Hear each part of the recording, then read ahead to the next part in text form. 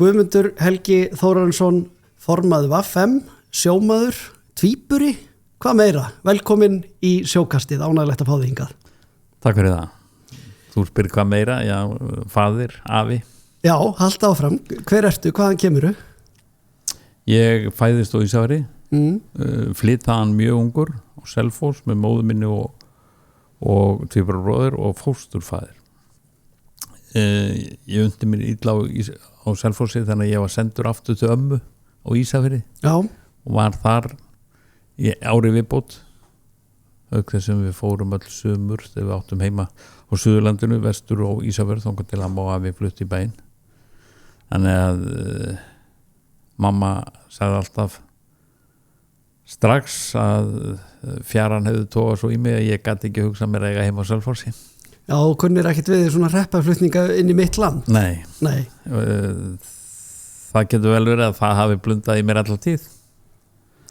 Og hvaðan kemur þetta? Kemur á löngum og ættboga af sjósóknar fólki eða hvað? Nei, það svona meira kannski bændafólki í kringum mig, sko. Já. Reyndar var móðurafi minn sjómaður en hann slasaðist illa á hendi á miðri Starfshafi og þegar við kynnumst þá var hann komin í land og þarna voru ekki komnar örorkubætur eða stuðningu við svoleiðis en hann fekk vinnu á Símanum á Ísafirði, var á radíónu eins og þau kölluðu og var mikið á nóttinni. Það var svo gott að hann var lærður stýrimaður, það var svo gott að nota stýrimenni það, sko, svara bátan. Já. En þú ert svolítið svona yfirvegaður maður, svolítið alltaf í forni háttum. Er það vegna uppeldi sem þú fjörst þá frá ömmuðinni eða hvað? Það voru mikið tengst á milli og ég var oft á sumrin hjá ömmu og var bæði á Ísafirði og eins í bænum. En ég held að kona mín samþykki ekki nú að ég sé yfirvegaður. Já, sko, svo ég afhjúpið það bara strax, við höfum verið saman til sjós og þú voru allavega ekki skeitt, sko, þú voru allavega ekki heldur yfir mig. Nei, og mér finnst það alveg sama hvar það er að fólk á að reyna að klára öll sín mál með samtali og það kemur sér vel ef maður hefur einhverja þolinmæði það þegar maður er í kjarasamningum en oft reynir á þolrifin og ég skil alveg að menn svona missi sig einstakar sinnum, sko en það má náttúrulega aldrei vera normið. Nei. Varstu úlingur á Selfossi eða varstu úlingur á Ísafirði? Sko við stoppuðum stutt á Selfossi og fluttum niður í Flóa. Og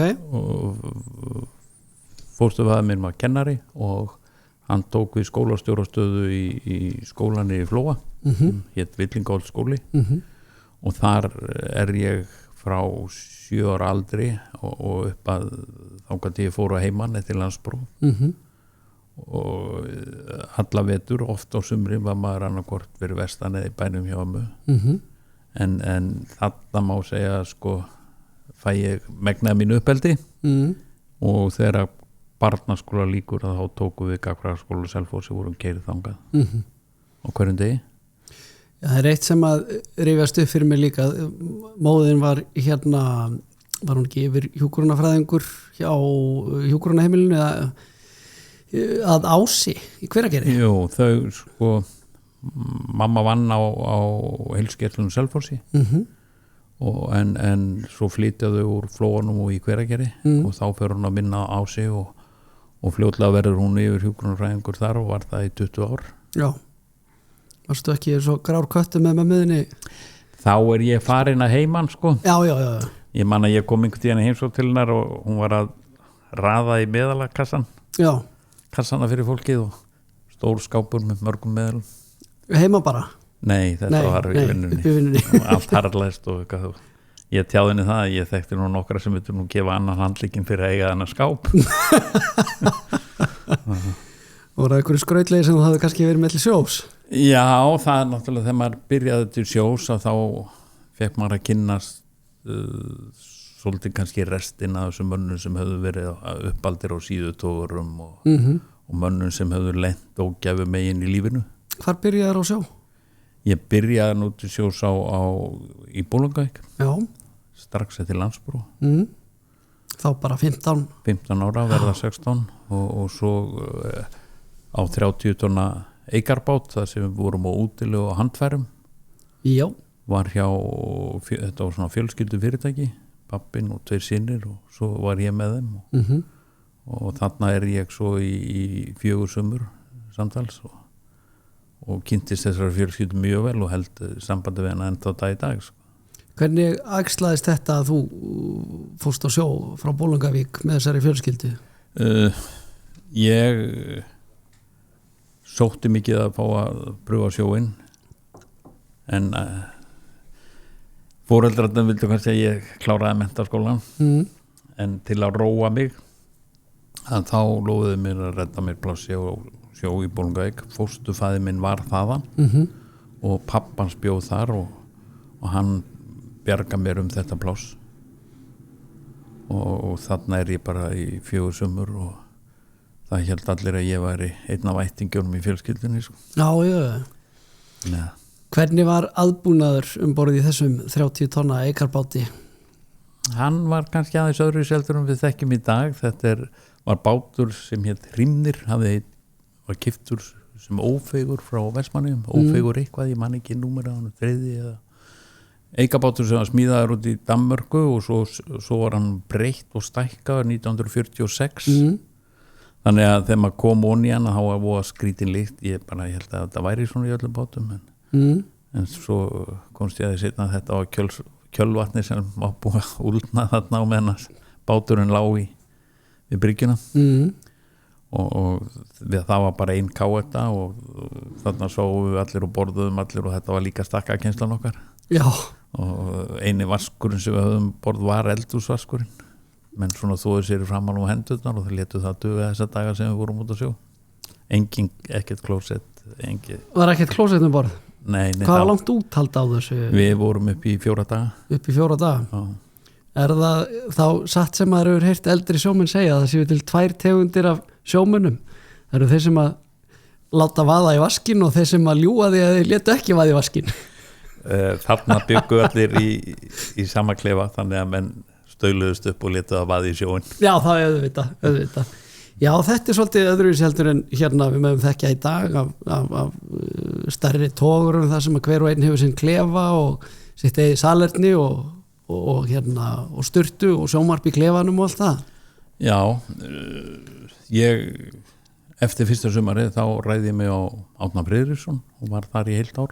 Já. Gamla og þá fekk maður sitt eigi herbyggi en það voru sameiginleg salerni fyrir áhöfninu og sturtu aðstæð og svoleiðis en það var alltaf ef maður var farið í lengri túr en 14 daga þá fengum við alltaf sömu ræðunum það baða okkur ekki oft og fara sparlega með vatnið og svo framvegis. Já. Það var bara vasttankar, engi eimarar komnir eða neitt svoleiðis en aðstæðan í dag náttúrulega þegar maður endar í klefa eins og þú segir það sem bæði sjónvarp og baðherbyggi og alla græjur. Hvernig höfðu ofan fyrir ykkur á eikabátnum svona þegar var lítið að vera? Voruðu bara að vinna ykkur vitlausa þarna sólarhringinn? Hvernig? Já, það var svolítið þannig. Það þótti bara eðlilegt að standa 14, 16, 18 tíma eða þess þurfti. Já.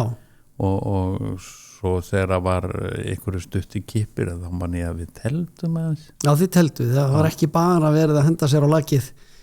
Nei, ef maður handfærinu, þegar þú byrjar að skaka og það er eitthvað lítið undir og þú færið bleiðu, nývaknar tiltölulega að þá var oft tekinn skák. Já. En þegar þú varst búin að vera lengi úti og hafði kannski bara fengið 5-6 tíma svefn á nóttinni þá þáður það að henda þér á bekkin sko. Akkurat og ertu mikill skákmaður en það í dag? Ég kann bandgangin, það er ekkert mikið með það. Já, var á einhverju tímapunkti þarna á þessum báti eða þá Árnanum að þú hugsaði með mér ég ætla sko að fara í vélina Nei,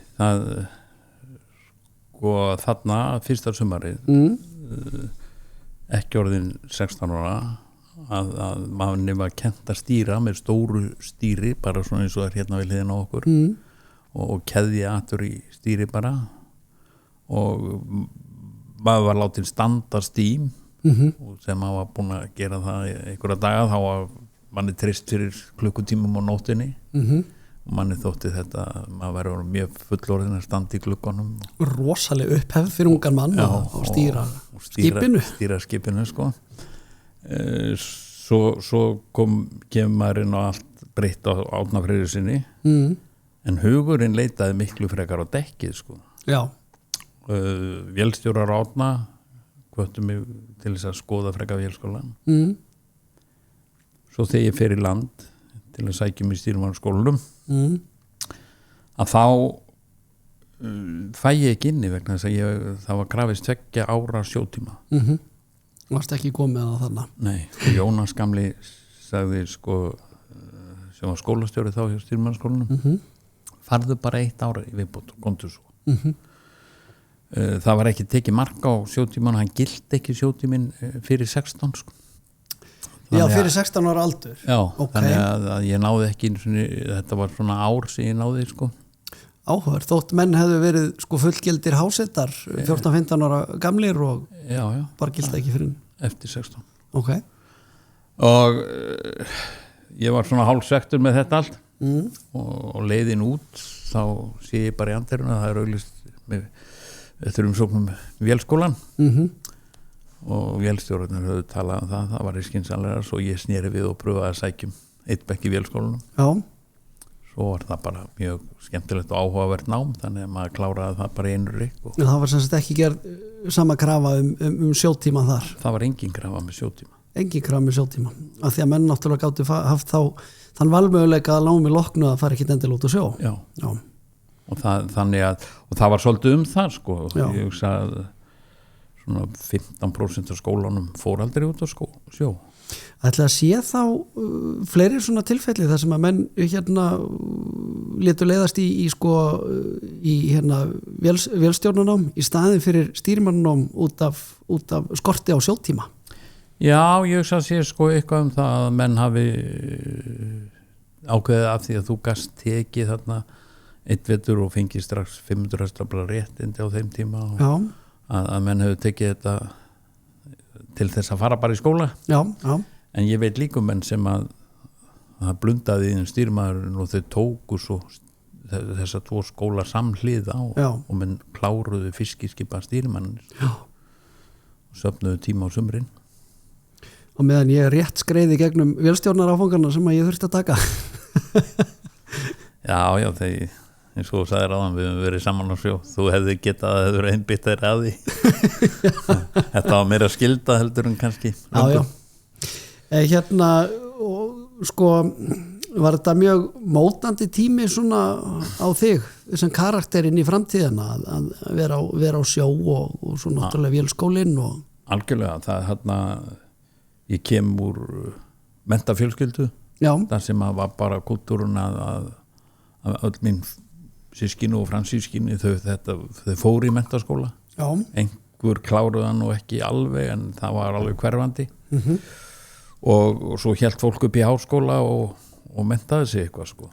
Þannig að móður minni þótti svona miður þetta ár sem ég eitti rúma ár sem ég eitti á sjó áður ég fór í vélskólan en ég skildi alltaf enda sem einhver hásett á sjó.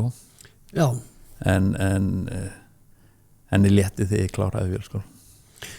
Mættirðu einhverjum svona fordómum víðar heldur en, nú kannski ekki fordómar hjá mömmuðinni en mættirðu fordómum að þú úr þessari menntafjölskyldu væri bara að fara svona að leggja fyrir þér þetta verknám?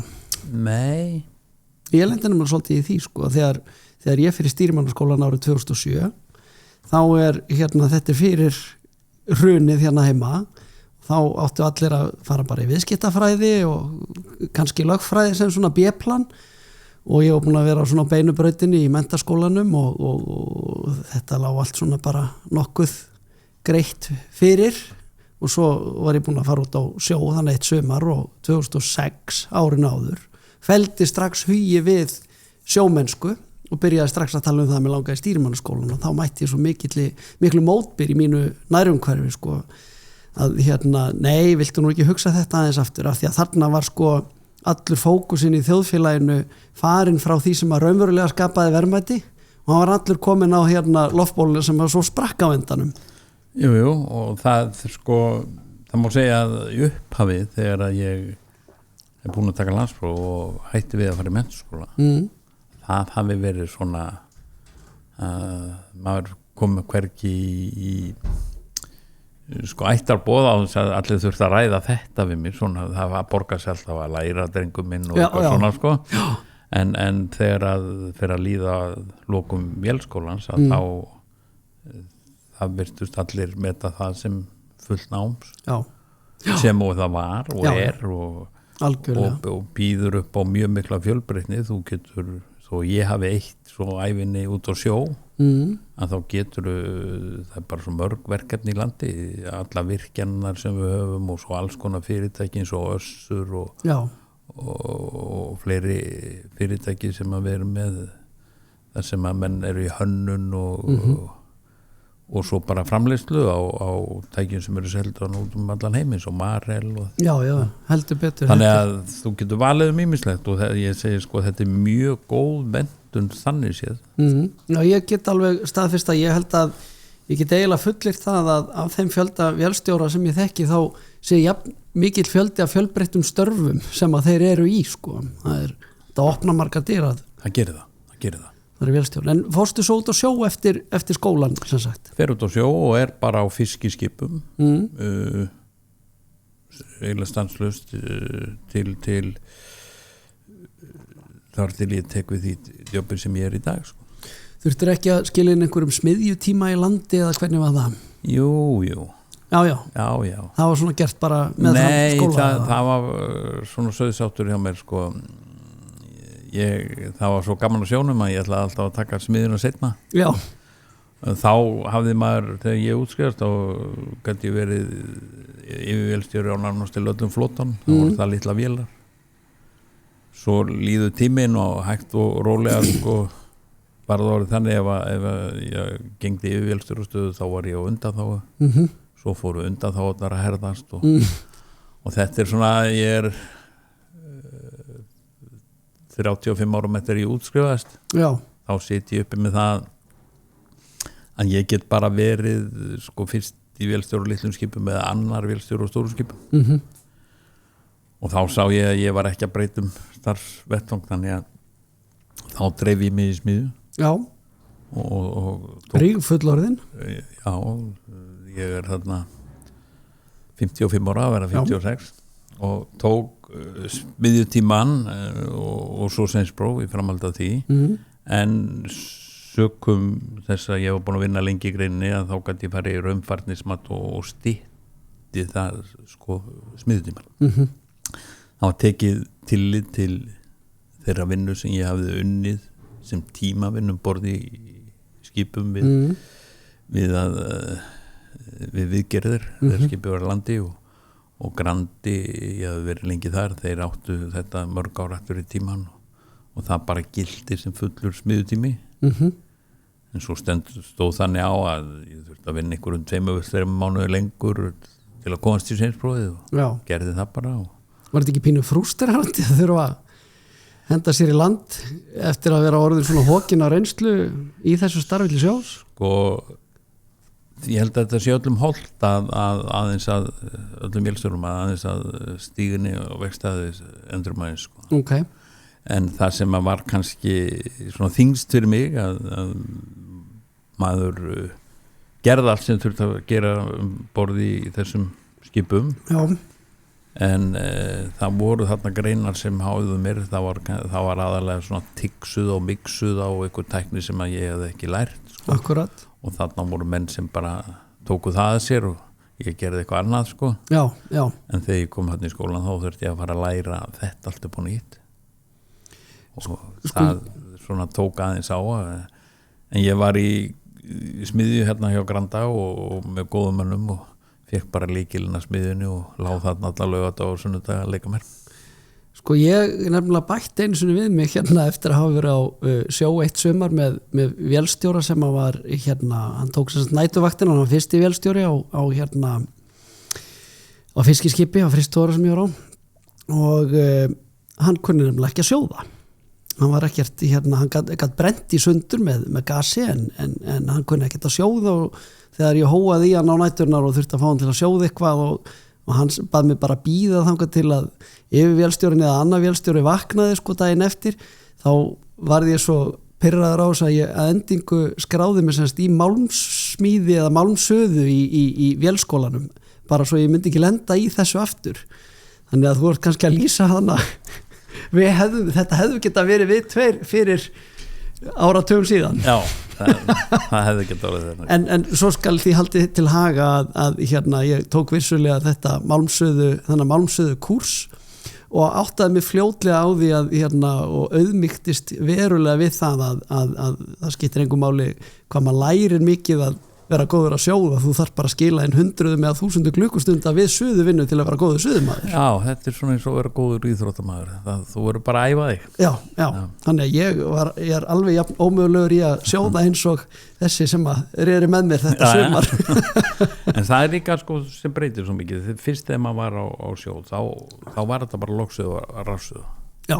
En svo þegar við komum eins og á þessu vinnsluskip sem eru mikið með rústfrítt og svona þá og svo breytist tæknin þar og þá þurfa að kunna það sko. Þá er þetta kannski bara partur að því að viðhalda einhverju færni og kunnáttu og þróast í starfi. Já, bara þróast með sko.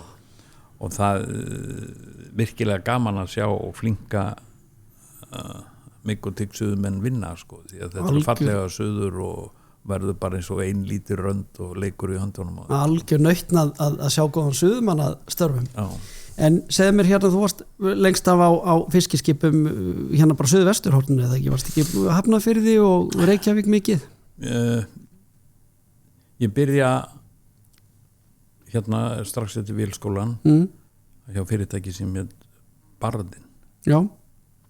Og reyndar sko, ég byrjaði þar haustið, ég fer á Hvalinn og tek 2 hvalvertíðar sko, sem var náttúrulega óhemju mikið upplifelse að fá að vera vélstjóri á gufuvél þar sem þú virkilega þurftir að stjórna vélinni sko. Já. Og en fer svo á sjávarskip hjá Barðanum og í loðnu stoppi 1981 haustið þar sem að gekk illa loðnu og það var bara gert loðnu stopp og þá var okkur öllum sagt upp og í framhaldi fékk ég nú bara símtal frá einu bekkjafélaga mínum hvort ég væri tilbúin að vera með honum á skipi sem heitir Beitir, hét Beitir og þá var verið að fara að setja skudrass á hann og gamall síðutóri og en það var skilir að ég þyrfti að flytja á Norðfjörð. Okay.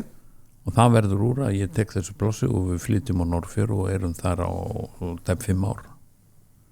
Varstu þá komið með fjölskyldu? Þá er ég komið með konu og 1 barn og þegar ég flutti frá Norðfirði þá var ég með konu og 2 börn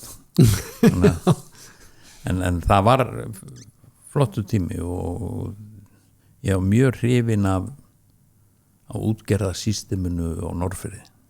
Að hvaða leyti? Þannig að það var bara svo mikil samhugur í þorpunu gagnvart þessu stóra fyrirtæki þarna Síldarvinnslustöðinni og svona þetta var hryggjarstykkið í atvinnulífinu og þeir gerðu ýmislegt fyrir sitt fólk sem var búið að vinna þarna lengi sko. Stóðu með því það fór mest í taugarnar á Alþýðubandalagsmönnum þegar ég sagði að það var engin munur á því að sjá Síldarvinnsluna á Norðfirði og þá hvernig þeir aktuðu eða Einar Guðfinnsson í Bolungarvík og hvernig hann aktaði því að þegar Einar Guðfinnsson rak sitt fyrirtæki að þá hafði hann það alveg motto og lét það heyrast oft ef þú ætlar að reka fyrirtæki á endastöð eins og Bolungarvík er eins og Norðfjörður er að þá verður að hafa fólki með þér og fannstu fyrir þessu hjá Síldarvinnslunni? Algjörlega og bara þarna göngum við í gegnum stór loðnár, þarna voru menn ekki að spá í hvort við fengjum 200.000 eða 300.000, það var verið að veiða frá 500 upp í 800.000 tonn á vertíð vertíðin stóð frá einhvern tíðan í janúar og alveg framundir mars-apríl þannig að þetta voru alvöru verti, það eru mikið keyrt. Nú eignarhaldið svolítið breytt hjá síldavinnslunni í dag. Nú meira þess að síldavinnslan komin á markað og við þekkjum það að það eru stórir eigendur í síldavinnslunni hér og þar á landinu. Mikið svona norðan til eða þannig, það er komið svona skemmtilegt kross eignarhald út allt í þessum stærri útgerðum. Myndirðu halda að það sé öðruvísi nálgun núna Norðfirði heldur en var þegar þú varst á þessum skipum? Já, ég tel mig bara að vita það er öðruvísi nálgun. Er meiri fjarlægð milli vinnuveitendans og byggðarlagsins eða hvað maður að segja, samfélagsins? Þeir telja svo ekki vera sko, en maður heyri það bara á starfsfólkinu sko. Að þetta hefur svona breyst úr kannski viðhorfinu við verðum í að ég má þetta, ég á þetta. Ok, þú eru þung orð. Já, og við vitum það alveg sko að menn hafa fengið þung orð frá stjórnundum þarna og ég er ekkert að skafa því að okkur hefur lent saman út á svona málum, mér og Gunnþóri. Já, í þínu hlutverk í dag sem þá verkalýs forkólfi eða formanni var 5. Já. Og það síldarvinnslan eða sko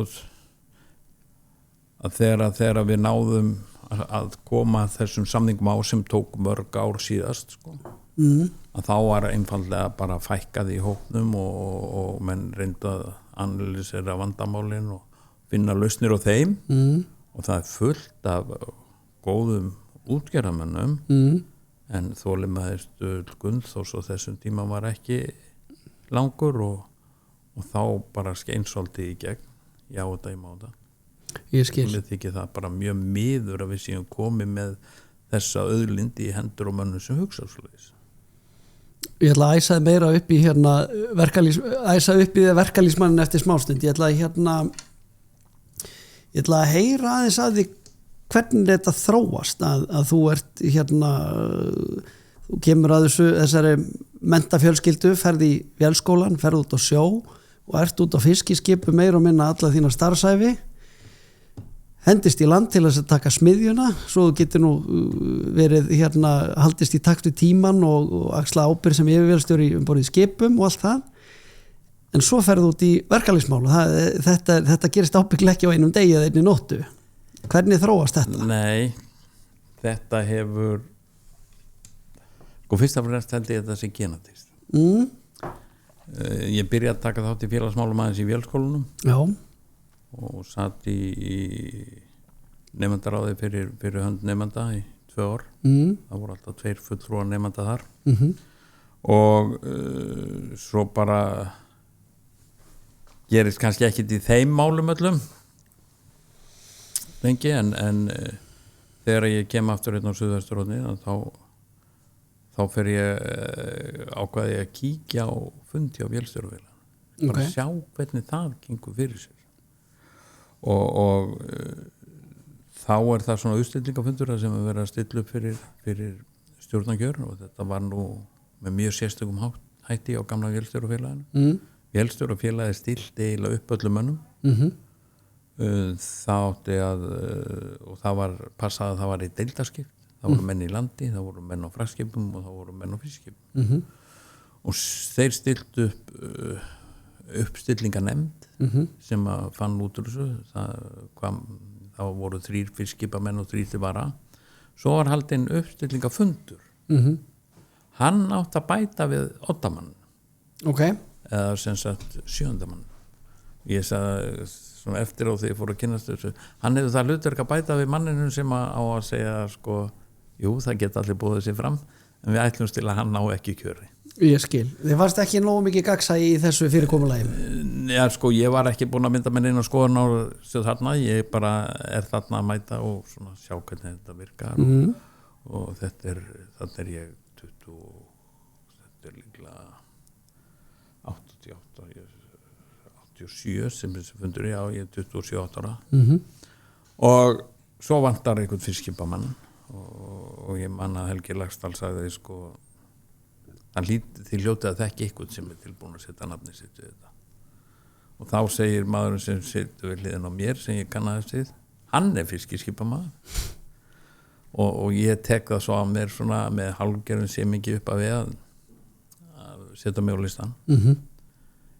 Ég kom úr mjög stórum árgangi á þessum tíma voru 70-80 manns að útskrifast úr 4. stigi það voru 5 bekkir í 1. og 2. stigi og 4 bekkir í 3. og 4. stigi og þannig einhver sem fer í gegnum þetta í 4 ár er að skipta sér eitthvað í nemendafélaginu og ég fekk bara miklu betri kortingvöld en ég átti vona og kemst þannig sem annar varamaður næst ég komin inn sem aðalmaður og svo var ég þar til ég tók mig 4 ára frí frá félagsstjórum kem svo aftur inn í framboð búin að sitja í stjórn vélstjórafélagsins frá 88 fyrir utan 4 ár og allan líftíman hjá Vaffem vélstjóra og máltæknumanna eftir að við saminu félagi járninamanna.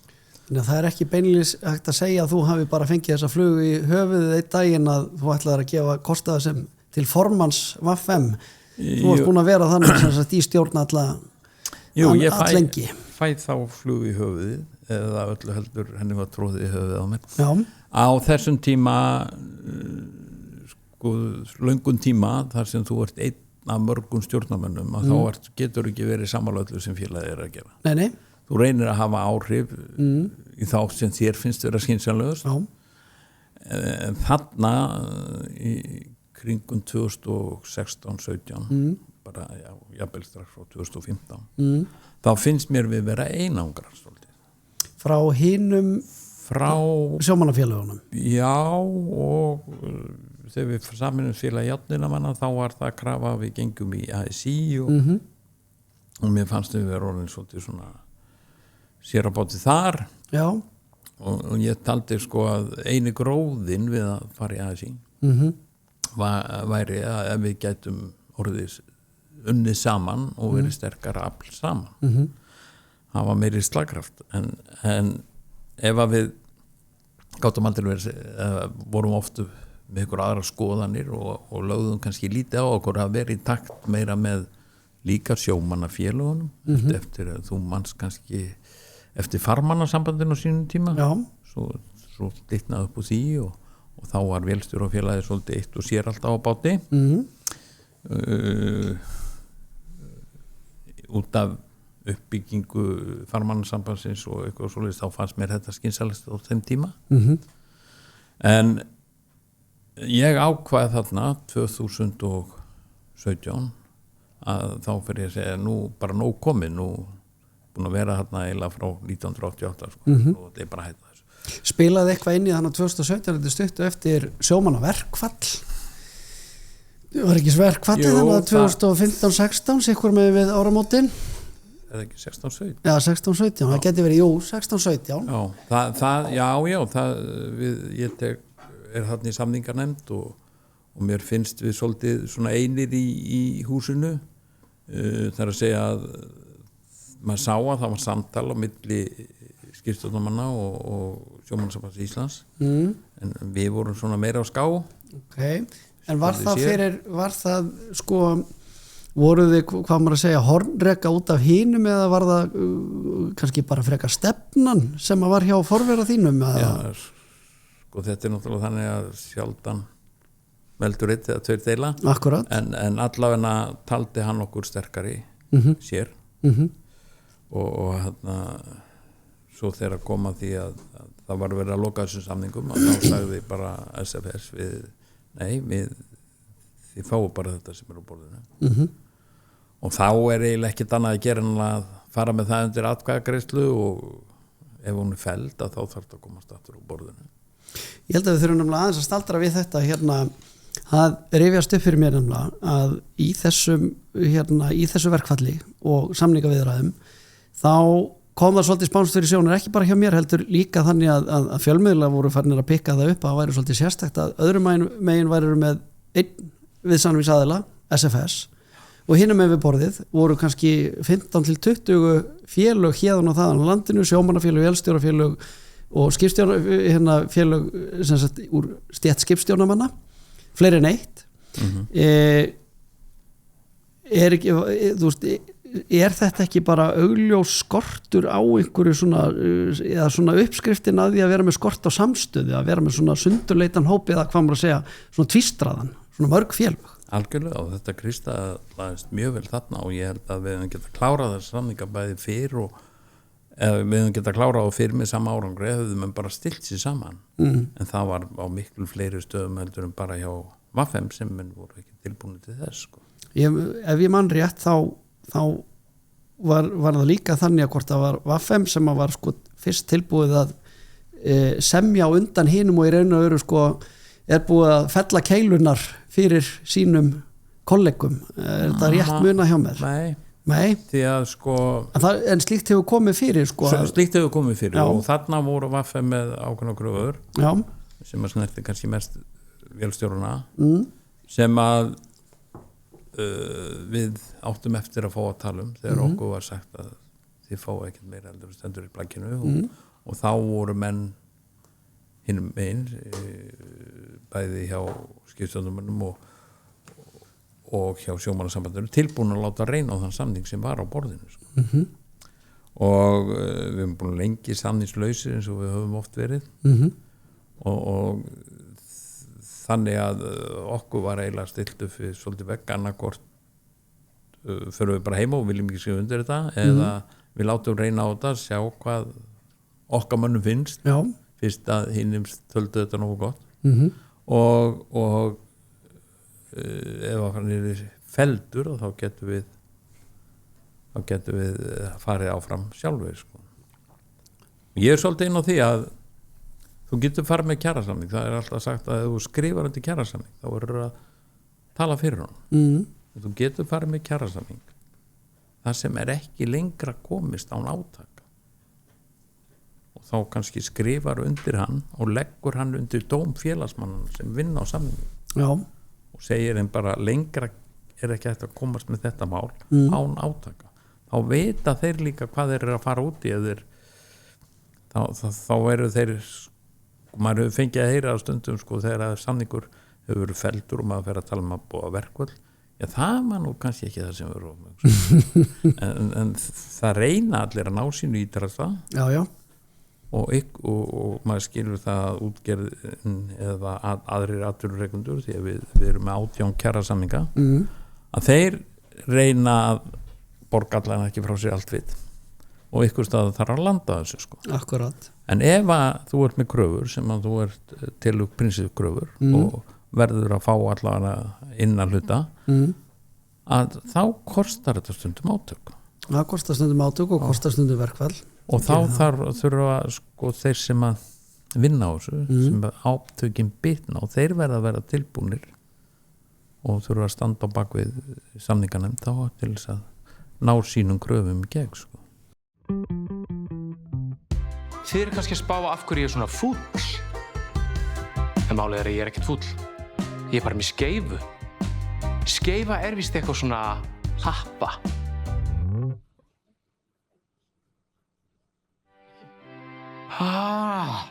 það verið að tala um hestaskeifu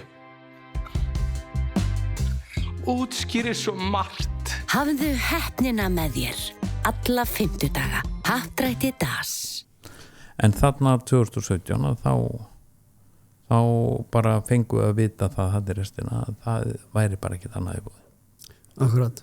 Þannig að þetta komið verkvall við förum og kynnum þessa samninga og þetta var samþykkt sko. Í kjölfarið kemur árið setna tæpu árið setna þá að fara að stilla upp til stjórnar og ég fer að segja við menn bara sem ég vinn með og svona nú sé bara komið gott ég ætla ekki að taka þátt í þessu lengur svona aðeins eða ykkur vegferð sem ég ekki alveg sáttu við en ég orðinn gamall úreldur kannski, ég veit það ekki þannig að ég ætla bara að draga mig í hlið þá fer ég að fá hvatningu til þess að okkur býður ekki fram til formans og það kýtlaði kallin eitthvað að sko ok, þá get ég sagt mínu skoðum hvernig ég vil sjá þetta og svo geta bara félagarnir valið Þannig að þetta er svona fyrsta hvatningin til þess að hún kemur utanfrá, það var komið að máli við þig. Já, hún kemur utanfrá og sko það... Og svo brannstu fyrir þessu væntanlega líka sjálfur. Já, en taldi nú kannski að næstu formaður átt að vera eitthvað yngri en ég var. Já. En sko þetta byrjar bara borð í skipinu sem ég var að vinna á. Já. Þannig að svo dreifist það bara eitthvað út og þeir safna liði og svo fer ég að taka þátt í þessu sko. Þetta voru pínu súr átöku það ekki hérna formannstólin var ekki það voru svona einhverja dylgjur í skrifu mótherjans og sko ég læt að vera það hefur verið súr átök þarna sko. Þetta voru svona já, þetta var svona við þekkjum þetta úr pólitísku sögunni sko Geir og Gunnar hjá Sjálfstæðisflokknum, Davíð og Þorsteinn og eitthvað svona sko. Ég var náttúrulega búin að vera lengi í stjórn með Guðmundi Ragnarssoni og við höfum svo sem oft deilt þar sko. En þetta fór nú mest fram kurtislega fannst mér sko. Kannski frekar í eftirmálunum svona í seinna mér, ég man eftir að hafa lesið ykkur að posta svo koma eftirmálin og þá er ég að byrja að reyna að vinna þéttar með iðnaðarmannafélögum í landi og sjómönnum og sjó og þá fer ég að fá svona sko, við ferðum okkur húsnæði sko, það var til þess að eyða nokkur 100 milljónum til þess að geta drukkið kaffi með Kristjáni Þórði formann Rafiðnarsamband ég man eftir ásakanir að hafa bröðulega fé í ykkur húsakaup. Svo sko kemur 2022 og ég býð mig fram aftur og Guðmundur Ragnarsson býður sig fram aftur og þá var súrlíkt af málinu sko. Og það kom á stað sögusagnir sem koma einhver staðar frá sem ég var svona bara mjög ósáttur við að fá á mig svo að ég fór að heyra sögusagnum það var verið að tala það út í bæja, ég var að draga mig fé úr sjóðum félagsins og svo framvegis sko. Þannig að bröðurlað í húsakaupum og fjárdráttur. Já, sko það mátti alveg rífast húsakaupin sko. Já. En þannig nú bara með alla fjárfestingar stéttarfélaga að það sem hefur reynst ríkst í gegnum árin að það eru húsakaup. Já, það er rétt. Maður sér það á ársreikningum stéttarfélaga. Þau hafa ekki orðið mögur að því að fjárfesta í steypu. Og það er svo skrítið með bókald að til dæmis flest félög þau kaupa orlofsíbúður og orlofshús afskrifa þau reglulega einhverja próstu en uppfæra aldrei verðið í bókum þess. Þannig að þau eiga kannski smá dulda eign í því. Akkurat. Og stundum það kannski bara helmingi meira virði heldur stendur í bókunum. En segð mér hérna, hvernig að sitja undir svona ásökunum eins og fjárdrátt? Er ekki svolítið erfitt þegar þú fær svona ásökun þá einhvern veginn automatískt komin í eitthvað svona útskýringar hlutverk að þurfa að útskýra hérna, nei, ég var nú ekki að draga mig fé en hvernig á ég að afsanna það og allt það? Ég tók eiginlega þann ból í þennan, ég ætlaði ekki eins og svara þessu. Já. Sumt bara ekki svaravert. Ok. Og ef þú ert með fólk á bakvið, stjórnin skrifar undir ársreikningana, löglega endurskoðundarskrifta fer yfir pappirana sko. Ef ég hef týnt leigubílanótu þá skal ég finna hana eða bara þetta verður dreigja á laununum mínu. Já. Þú veist, ef ég nota hvort félagsins. Nei, það bara, og mér finnst það bara rétt og heiðalegt sko. Þú hefur eitthvað rétt, þú hefur eitthvað hlunnindi, þú ferðast sko til útlanda á vegum félagsins og þú nota kortið eitthvað á vegum félagsins og ef þú fær dagpenninga þá ber þér að nota þitt kort og allt svona, það alls konar reglur í þessu, maður reynir bara að fara eftir þeim og hlýða þeim sem að segja sko. En það mátti alveg skamma mig fyrir að selja 2 efri hæðir á húsi 25 á Stóraðarum og kaupa jarðhæð og fyrstu hæð á Stórhæða 29 sko. Við kaupum stærra, við bætum við fjárfestinguna en það sem maður sá sem möguleika að við erum með mjög góða sali sem við erum búin að græja á neðstu hæðinni þar sem við köllum gengiðinn Grafarvogsmegin og þar höldum við núna alla okkar aðalfundi og alla fundi og við erum farin að leigja út til samtakar sem koma og halda stærri fundi, þeir hafa leitt þetta af okkur lífeyrissjóðir og ASI og fleiri félög. Það er bara árin tekjulind. Það er ákveðin tekjulind því, þetta þykja góðir salir með góðu hljóðkerfi og góðum myndvörpum og við erum hættir að þurfa að leigja hótelin í þetta, við gerum þetta bara hjá okkur þetta finnst mér kostur og ég held að það sé eiginlega allir sem að voru á móti að þeir eru farnir að sjá að kannski bara virka þetta. Það er greinlegt að svona tilgjör í þeim garð, það er bara eins og skvetta vatn á gæs að reyna að bera þær á þig.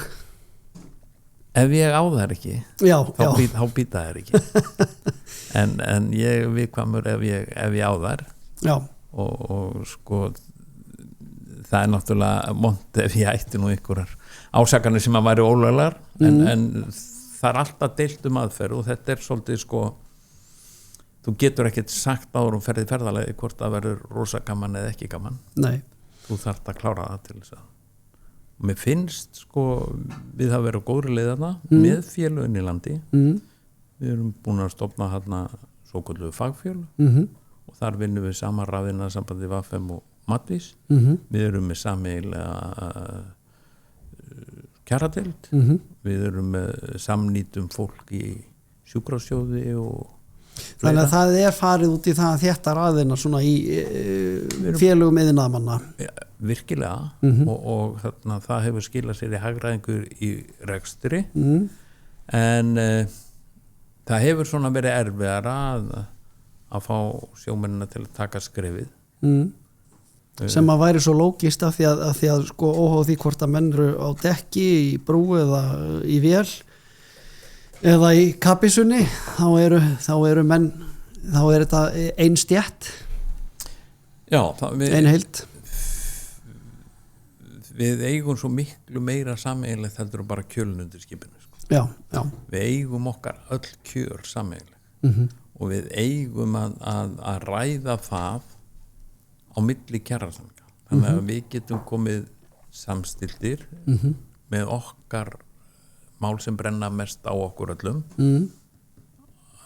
upp á borðinu en ekki það að við erum að hittast hjá sáttasemjara jafnvel eftir að allt er að komast í hnút og þá fyrir við að spyrja býtu, já, varst þú með þetta sko, en tókstu þetta eitthvað fyrir nei, já, við vildum það frekar en þetta eitthvað og taka málin því að þetta er svona matseðil en þú getur ekki borðað hann allan þú veist þú fær bara að velja fá á hlutamatseðilum og við koma saman eða verkefninu en ekki sundraðir.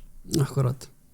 En talandi hérna einmitt það sem að sjómenn eiga sameiginlegt, sameiginlegir hagsmunir, það er hérna afurðaverð, þá svona ég er að hugsa sjómenn á fiskiskipu núna og talandi skrif. Þú hefur verið nokkuð ötull svona síðustu ára að skrifa verðlagningu á sjávarafurðum, sem sagt þegar fiskur veittur hér í íslensku hafi og er ýmist unnin út á sjó á fristúara eða landað inn í fristihús og svo eða þá uppsjávarfiskur sem er fluttur annarkvort unnin eða óunnin út úr landi að það sé ekki það gagnsæi sem þú myndir vilja sjá í verðmynduninni og sem að skila sér þá til sjómanna og væntanlega í ríkiskassan líka og svik við sjómenn eru svik við þjóðina ráma mig í að þú hefur einhvern tímann sett í pistil.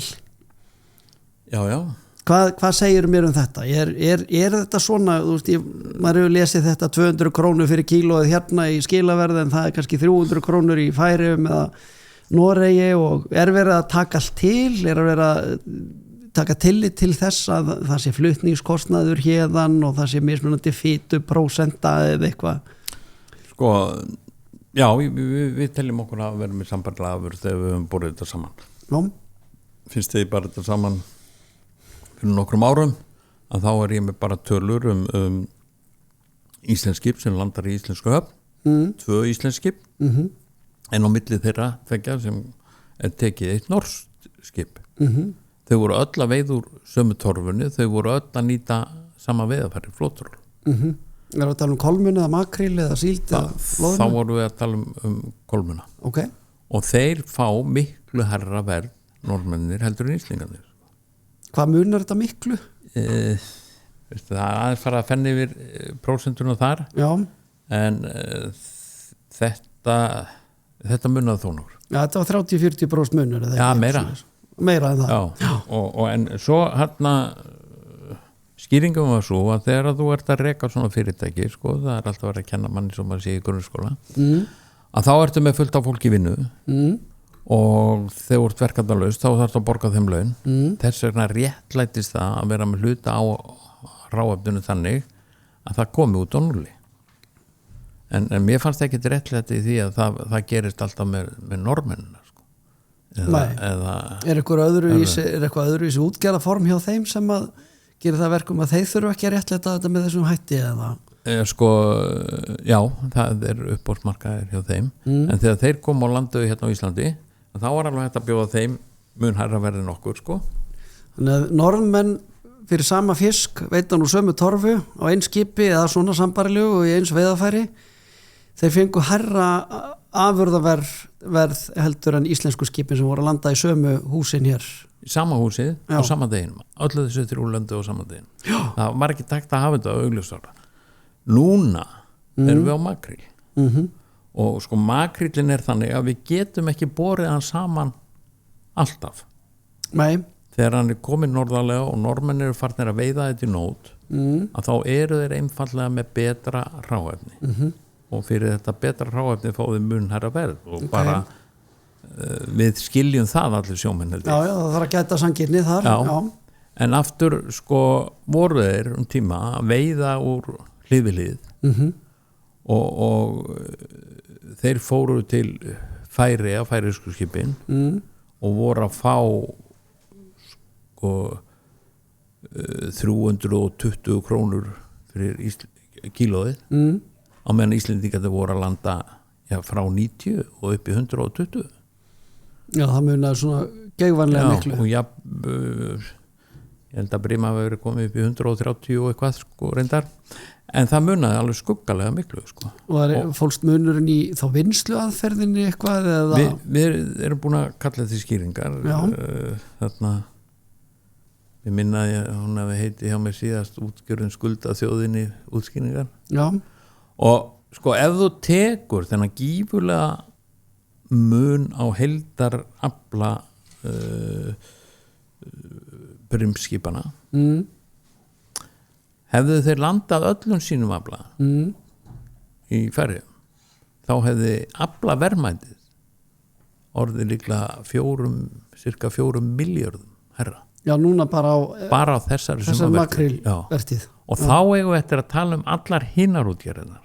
Og Brim hefur allan á þessar vertíð mér vitandi verið að borga hæstaverðið og munar stundum 20% á milli íslenska fyrirtækja. Já.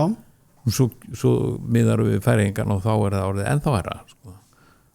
Við höfum ekki farnir að bera þetta saman við norsku tölurnar. Nei. Við vitum að þeir eru hafa sterkasta marka en við vitum líka þegar að nota fiskurinn þeirra kemur á markað að hann er bara meiri gæði, þannig að þeir eru að skilja að fá meira en er virkilega sko íslensku skipin svo lélega að Íslendingar geta ekki borga meira en þetta, en þegar íslensku skipin fara til Færeyja þá fá þau þetta verið líka. Þá kemur saman skilaverð þá til það skila sér til sjómannuna. Já. Það gerir það, sko. Hvað heldur telur að það eigi sér einhver virðisaukning stað frá því að kílóinu er landað hér á Íslandi fyrir lægra verð og þar til að það er selt? Eða eru bara frumstæðari vinnslu aðferðir og ekki til manneldis eða eitthvað, í hverju felst munurinn? Er ekki verið að gera nógu mikið úr hverju kílói? Það er það sem að útgerðin skuldar okkur þjóðinni skýringar á sjómönnum. Þegar ég skrifaði þetta fyrst þá hafði sambandið með formaður leiðsögumanna. Formaður leiðsögumanna, ok. og hann sagði, hann var með skýrslu sem hann vildi leyfa mér að lesa og hann heitir Indriði Þorláksson fyrrverandi skattstjóri þá var hann farin að leiðsegja fólki og sagt alltaf sem formaði þar í þessari skýrslu sem hann lét mig hafa sem hann var sko skrifuð fyrir þó nokkuð mörgum árum að þá fer út af svona orðróm og ásökunum á stað rannsókn hjá Seðlabankanum, skattstjóra og Hagstofunni og niðurstöðurnar eru þær að þessi peningar sem að þeir fá fyrir þetta sumt að þessu ferðast á milli aflandsfélaga og mætti gera líkur á því að það vantaði cirka 8,1% þetta cirka og svo fóru upp í alveg 0,1% af aflaverðmætinu til landsins og 2016-17 hefði það þýtt tæpir 19 miljardar í skattspori eða í gjaldeyristekjur til landsins og þá sagði þessi gamli skattstjóri sko útgerðnar hefði þurft að borga herri auðlindagjöld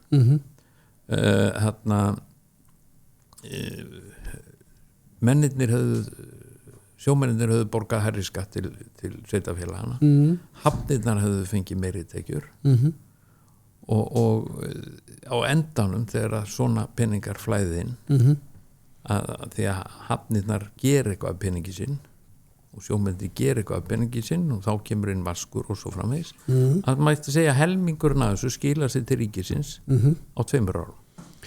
En ef við værum ekki bara 2 að spjalla þetta hérna og værum við 3. manni eða konu öllu heldur, ef við værum með Heiðrúnu Lind hérna til þess að tala málu útgerðarinnar, hvað hérna hverju myndi hún svara hvað þetta varðar þennan verðmun og allt það? Þetta hefur allt sínar eðlilegu skýringar þegar þú tala við útgerðarmenn og sumið þeirra að segja bara ekki neina að tala við mig lengur, ég sé alltaf að kalla á þjófa og reyngja en ég vil bara fá útskýringarna.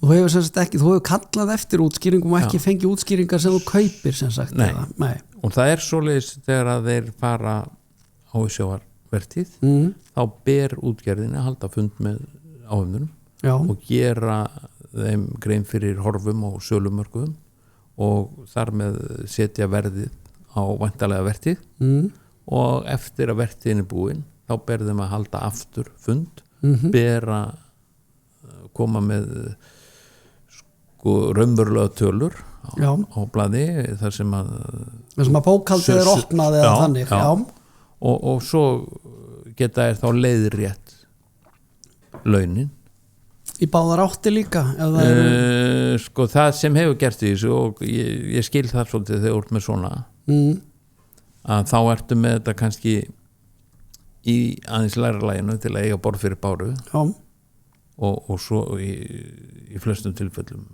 þá er þetta þannig að þeir eru búin að fá eitthvað vangreitt og það þarf að greiða mikið mér séflega mikið sko. En þarna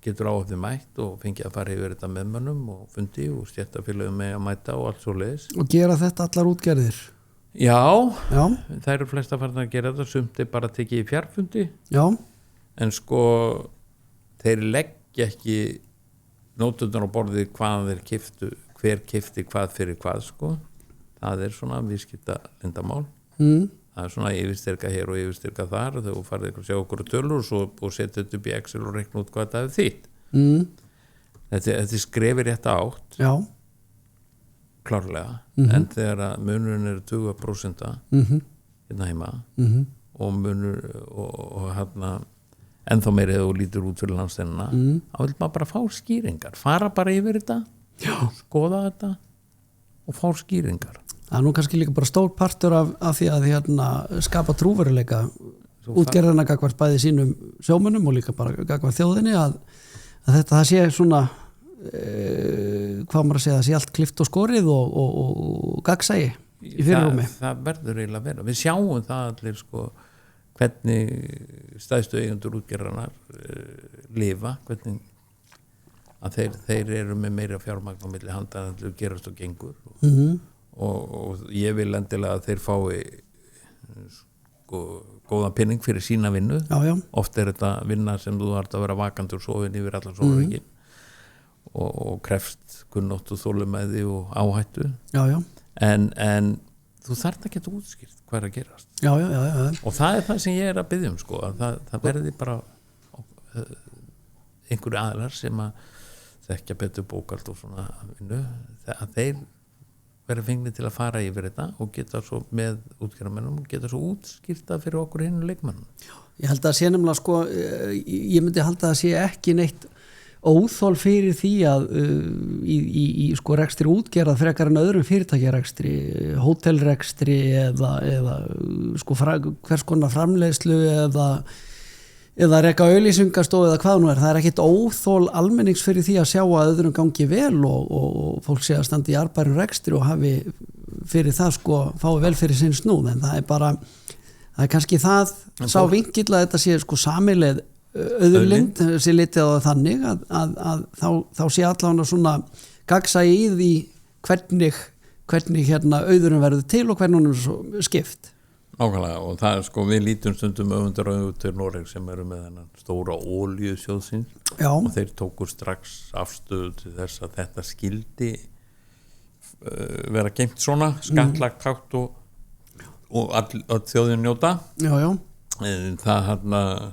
Þar ertu samt líka með auðmenn sem að hérna hagnast vel á því að starfa í þeim bransa sko. Algjörlega sko, en samt sko fær þjóðin sitt. Já. Menn eru bara vissir það í Noregi að þjóðin er líka að fá sitt. En við þurfum Íslendingar að búa til þessi auðlindagjöld ekki bara yfir uppsjávarveiðar sko. Þetta á að bara gilda yfir allt sem við höfum sem auðlind sko. Já, það er það. Og verður kannski fróðlegt og forvitnilegt að fylgjast með því hvað gerist ef við förum núna að reisa kannski stóra vindmyllugarða hér og þar á löndum þjóðlöndum sem ríkið á. Já. Hvernig verður rukkað fyrir það? Já. Þannig að þetta er eitthvað sem er bara nýr veruleiki okkur, við þurfum bara aðla okkur því og fara eftir, skoða hvað er að gera og fara svolítið því. En sko, nú ertu pínu milli steins og sleggju í hérna auðlinda umræðinni af því að það er hægt að færa rök fyrir því að sumir óttast það allan sjómenna með hækkaðri auðlinda rentu, þá geta að leitt af sér sko lækkun launa til sjómanna og heyrt þessi sjónamið væntanlega. Já og stundum finnst mér útgerðarmenn tala þannig að það er bara svona búin á að viskun að þeir séu með sjómenn almennt sko. Já. En við vitum það þú og ég að þeir verða að manna skipin og þeir verða helst að manna þig af hæfum mönnum. Það þannig gengur þetta best. Já. Og þeir eru svo sem að því flestir. Já. En allt sem heitir auðlind, það sem ríkið á eða landið á Íslendingar eiga, að við verðum að vera með sanngjarnt afnotagjald af því. Þegar að ég er á sjónum þá kýs ég það að vera launamaður hjá útgerðum. Einhverju tímabili lendi í einhverju umræðu með nokkru mönnum hvort við ættum að kaupa uppsjávarskip sko. Mín niðurstaða var að ég var alltaf ungur og skuldaði mikið til að vera að taka þá áhættu. Ég er að hugsa um fjölskylduna og bara dró mig fljótlega út úr því. Engin eftir sjá ekki neitt sko. En mig óraði ekki fyrir því að 20 árum seinna þá sæjum við það að útgerðarmenn eða eigundur útgerðar lifðu við allt annan raunveruleika peningalega heldur en sjómenn sko. Já. Mér fannst svona þegar maður var að byrja sín sjótíma í Bolungarvík og þegar maður var að fara á Norðfjörð þá fannst mér þetta allt vera bara fólk á svipum stað. Akkurat. En það er líka bara það sem að gerist 1980 og 2004 og staðfest seinna með tilkomið kvótakerfis og svo staðfest síðar með framsali að svona eiginlega með pólitísku pennastriki þá breytist þetta í einhverja framsælinlega eign sem ekki var þegar þú varst ungur að byrja á sjó í Bolungarvík. Nei, og maður sá það ekki fyrir sér að það yrði nokkuð tíman sko, og þá bara meðan þú gast uppfyllt skilyrðin skipin og mannaða rétt og allt þannig, þá máttur þú fara að veiða sko. en við vitum það líka sko að í kjölfar þorskastrísins og að þá kemur í ljósa þá er rekum bæði Þjóðverja og Englendinga út úr landhelginni að þá bara ekkert endalaus fiskur sko. Og þá þurfum við að fara að finna eitthvað til að stjórna honum. Ég tók þátt í svona skrapdagakerfi og einhverju mátti bara vera á þorsk í ákvæmna marga daga og svo varstu bara að leita að skrapinu sem kallað var í Ísinu og Uppsálum og Karfanum en það var ekki farsælt kerfi. Nei, það kerfi skilaði sér alltaf þannig sko að tölurnar báru seint inn og þú fórst alltaf upp fyrir hámarkið sem mátti veiða og alltaf minkaði svo hámarkið og end fórst upp fyrir og þá fara menn í þetta sko að setja kvóta og hver skip. Akkurat. Ég var alveg hlindu því en mér fannst það vera mikil afturför og var á móti því alla tíð að við gerðum kvótan framseljanlega og þá átti ég nú góðan vinn sem hafi valið viðskiptafræðin ekki sjómennsku. Hann sagði sko ég hefði ekkert verið hilsað sko þó að þú verður á góða plássi og fengið gott út úr þessu að þetta er auðlindin okkar ég greið það ekki en þegar svo yfirmenn þínir mig að fara að selja fiskinn ég kann að kaupa og selja þannig að við breytum svolítið kjarnan á það. Já, það gerði það og ég, af því þú nefndi þetta sko að þú hefði verið að velta fyrir þér að kaupa sko skip og fara bara að gera út uppsjáskip sjálfur í slagtói með öðrum og þá veltu fram þessari spurningu líka einhvern tíma þegar ég var á fyrstóra það sem voru 26 manna áhafnir sko, það er samtals 52 sko sem hvað þyrfti mikið til að kaupa þetta skip og gera það út sjálfur sko bara ef hver og einn myndi fjárfesta þá voru þetta einhverstað milli 300 og 400 miljónir sem hver og einn þyrfti þá að sko til að tryggja kvóta.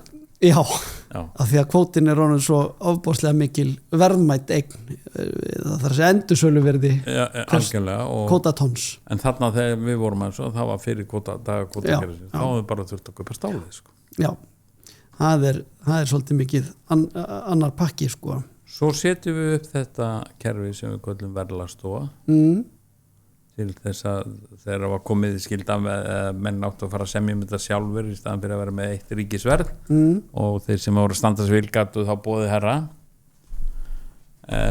verðlagsstofa hefur virkað ágætlega en það hafa verið þar ýmsir agnúar við höfum verið að reyna að sníða þá af og gengið hægt verið þolinmæði en erum þó búin að breyta kurvum þarna einu sinni og erum vonandi að fá að breytinni enn meira núna sem til bóta fyrir fiskimenn útreikningarnir flóknir hvernig menn fara að þessu.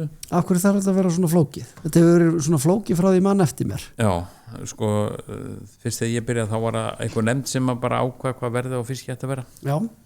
Og hérna svo kemur þessi verðlagsstofa og hún á að taka sko tilliti til vegis meðaltals á aflaði bindisölu og afla á mörkuðum markaðni voru aðeins að koma þarna upp og aðeins að tikka inn skrítið nú eiga útgerra mennir alla markaðina þannig að þeir hefur svolítið breyst en þá á að taka tillit til sko verðið innanlands og ef allir kaupa á verðlagsráðsverði fyrir 100 kall öll skip og svo átt að við fara sko síðustu 3 mánuði og aðtóa hvernig þetta hefur þróast að þá voru allir eins og þá voru ekkert breytt verð Nei.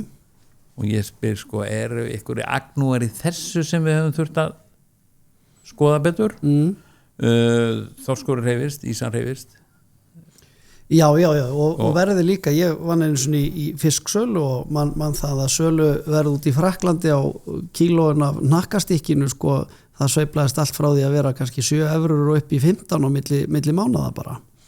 Það gerir það, en þar sem við höfum óskað eftir að það er að fá Verðlagsstofa getur fengið sko rafrænan lestur frá Hagstofunni. Já.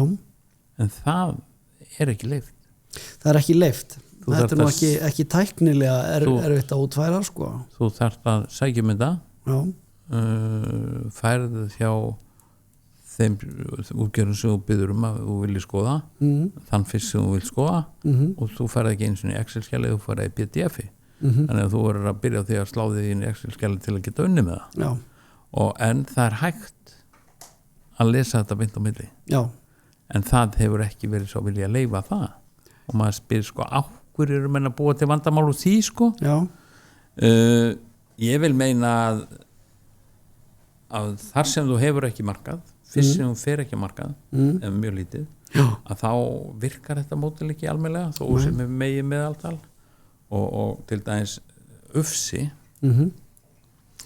að hann í mæ 23, að þá kostar sem sagt verðlagsársverðið á Ufsubúrsjó 224. Okay. Í apríl 25 er það 210. Já. Og það hefur ekki farið fyrir þess að 224 síðan í mæ 24. Það hefur ekki orðin ein breyting á verðum, þó að verið breyting á gengi. Já. Af því að það tekið vegið meðaldal á sölum og mörkuðum og beinnisölu. Það er bara sala á beinnisölu. Það er engin markaði með það. Þá þarf það að tengja þetta betur afurðaverðinu. Sem sagt söluverði erlendis. Já. Og genginu. Það er miðað við gengið ef við fáum tölur, sko, að þá er líka miðað við gengið. Já. En ef þú ert ekki með nema bara beinisöluna, þá ert alltaf með sama fastan sem að þetta endar í. En svo er hérna þetta viðhorf með, sko, maður heyrir oft því slengt fram að það sé algjör töfralausn að setja bara allan fisk á markað. Þetta er oft notað sem svona slagorð hérna pólitískara flokka í frambóðum og svona, allur fiskur beint á markað, og af því að það eru svona jaðartilfelli þar sem að eru kannski mjög takmarka magn í frambóðið á uppboðsmörkuðum að sumri til þegar það er mjög lítið verið kannski að veiða þorsk, og þá akkurat á þeim tímapunkti er uppboðsverðið 600 krónur kílóið, og þá sjá menn fyrir sér að sko með því að setja allan afla á marka þá fáur alltaf 600 krónur fyrir kílóið. Það er náttúrulega, það er algjör hundalógík, og maður þarf ekki að lesa sér djúpt til í hagfræði til þess að átta sig á því að ef þú setur svo allan fisk á marka þá náttúrulega væntanlega flest verðið út og verður kannski ekki mikil samkeppni hvert kíló eins og er á þessum tilteknu dögum þegar það takmarka framboð. Já, algjörlega. Ég er eiginlega vissum ef við setjum allan fisk á marka, að þá myndu verða til vinslur sem væru bara vinslur og myndu sérhæfa sig eitthvað. Já. En við myndum alltaf lendi því þegar það væri mikið frambóð. Já. Þá færi verðið langt niður. Já. Það er eðli markaðar. Já. Og hérna svo segir ef þú heldur að það leysið þú fáur alltaf hæðsta verðið yfir. Já. Það stundum á markaðanum. Erum við með háverð af því að það vantar fisk inn í beinus fyrirtæki sem eru að kaupa sjálfum sér. Akkurat. Og þau eru kannski tilbúin að dekka eins upp þar, hækka sörlítið, hækka sem ég byrði þó nokkuð, eins og sagt með makrílinn, sko, eða með vestmiðuna, sjávæstmiðuna. Við erum með fullt af fólki vinnu og launum og fullt af tækjum sem er ónýtt. Þess vegna er alltaf að fara aðeins upp dag á dag, sko. Akkurat. Og við höfum verið að biðja það að stytta alla viðmiðunartíma. Þetta einu sinni varu 12 mánuður undir hjá Verðlagsstofu, nú eru 3.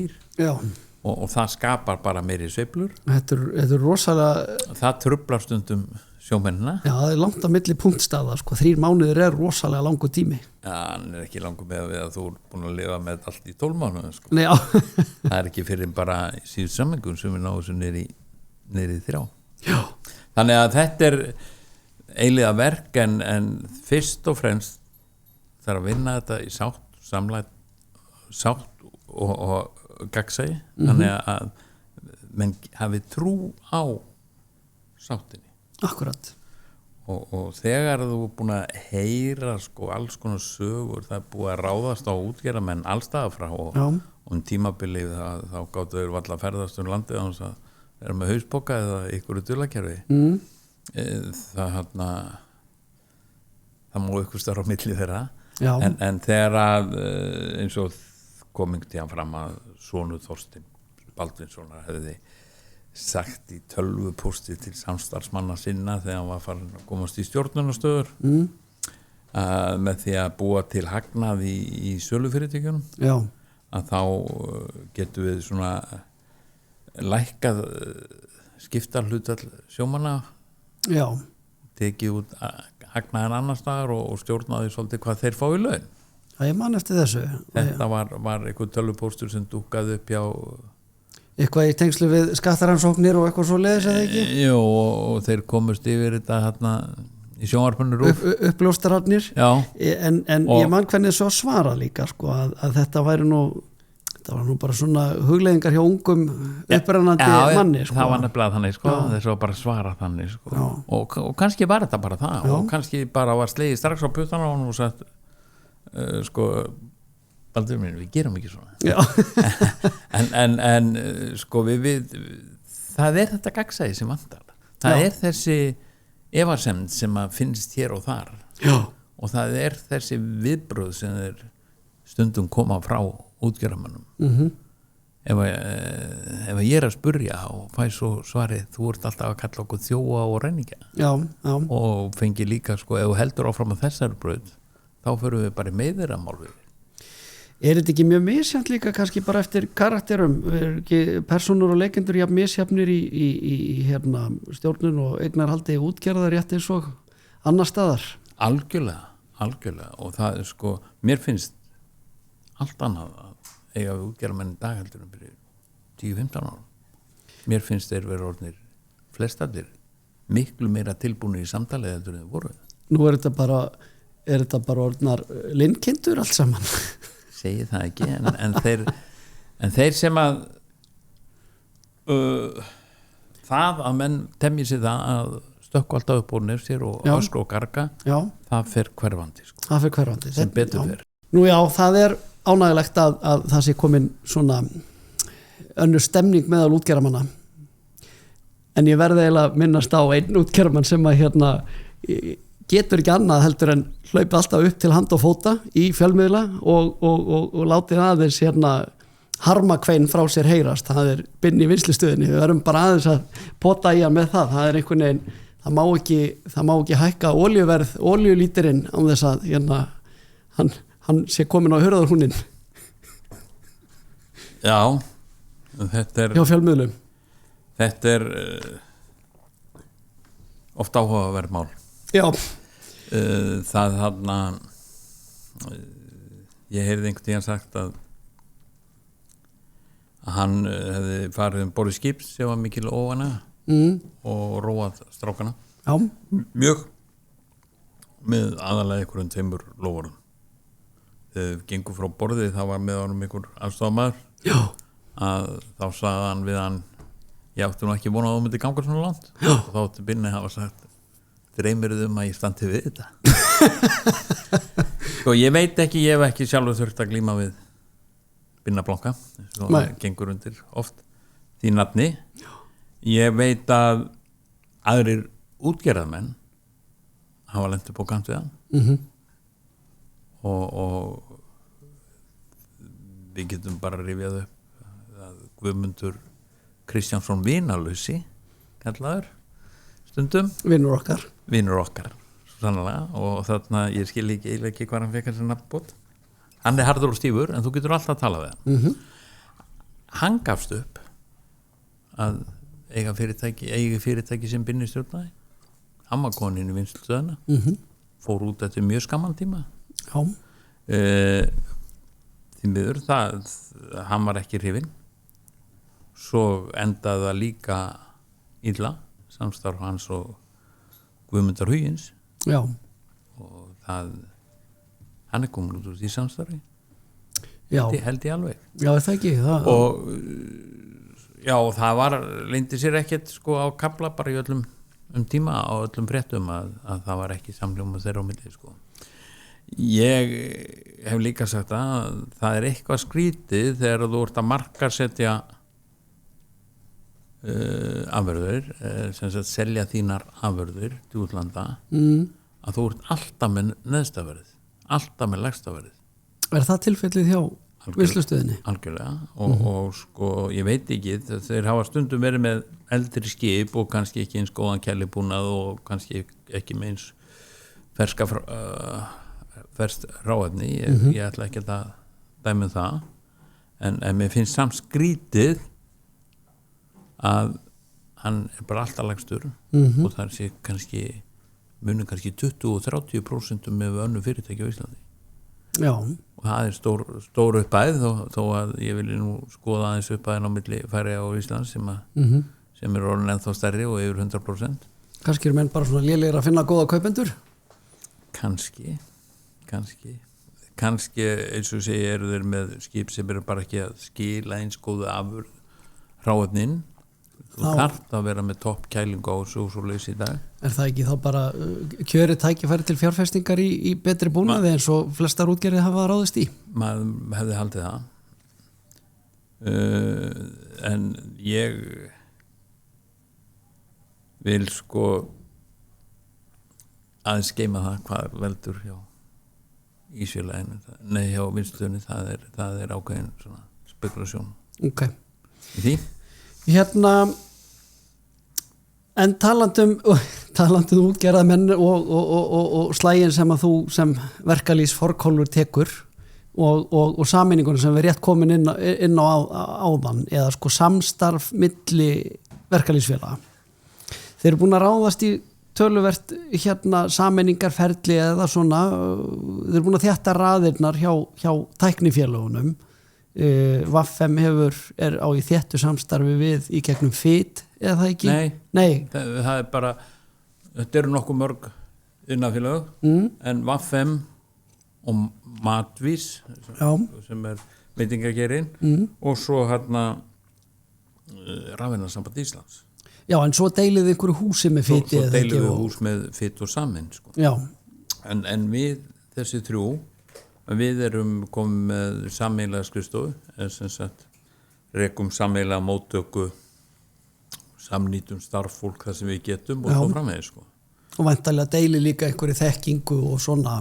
Og í kjarasamningum sérstaklega Rafiðnarsambandi og VFM að þar eru við mjög oft við sama borðið á svona stöðum eins og bara hjá öllum orkugeiranum og hjá þessum framleiðslu fyrirtækjum eins og Össur og Marel og hjá þessum stórvinnslum eins og álverunum og þar hefur svo sannarlega sýnt sig að við stöndum sterkari saman. Og eru þá hugmyndur frekari sameiningar eða samstarf? Hvað? Sko ég hefði gjarnan viljað, sko það er samstarf líka á milli okkar og FIT og Saminar. Ég hefði gjarnan viljað þétta það svolítið meira. Já, en svona með sjómannafélögum. Græt það alveg að við skulum ekki vera meira saman sjómannafélögum. Já. Og sko sínum tíma þegar farmannasambandið er að gliðna í sundur og það var nú vélstjórafélagið sem byrjaði að ganga út úr því sökum þess að mönnum fannst þeir sko vera látni borga eftir félagafjölda en fengu ekki atkvæðisrétt eftir félagafjölda þess nýrst það skýrstjórnarfélagin sem voru mörg það fekk hver og einn sko upphafi einn fulltrúa eða tvo og eitthvað sjómannaband ég tók aldrei þátt í þessum þingum vélstjórafélagið fekk líka bara 2 Já. En svo borguðum menn inn eftir hausafjölda þannig að við borguðum hátt í helmingin af allir upphæðinni sem kom inn í þetta félag. En áhrifin innan félagsins voru ekki neitt meiri? Nei. Lengi vel var það var skipst á að vera forsetar sambandsins. Svo kom einhvern tíðan upp ykkur óeiningu það og menn vildu draga það, breyta því eitthvað. Þetta er ekkit einstæmi, ég meina þetta er líka svona með sjómannasambandi sjálft, það er svona hefur orðið mikil gliðnun í því á undanförnum árum eða fjölmörgum árum og það eru stór félög sem að standa utan þess, meðal annars Sjómannafélagið Sjómannafélag Íslands Já, Sjómannafélag Íslands og Sjómannafélag Grindavíkur og þau eru heldur stærri í dag heldur en Sjómannasambandið Akkurat þau til samans þannig að sko þarna sko menn farnir að láta sko kjörin skipta minna máli aðbúnaður, kjör, öryggismál heldur nokkuð tíman sko einstaklingarnir sem eru það við erum allir í lýðræðislegum félögum við erum allir með kosningar reglulega við ættum allir að og þurfum vonandi að glíma við mótframboð ég hef aldrei verið í framboð að fá mótframboð og hérna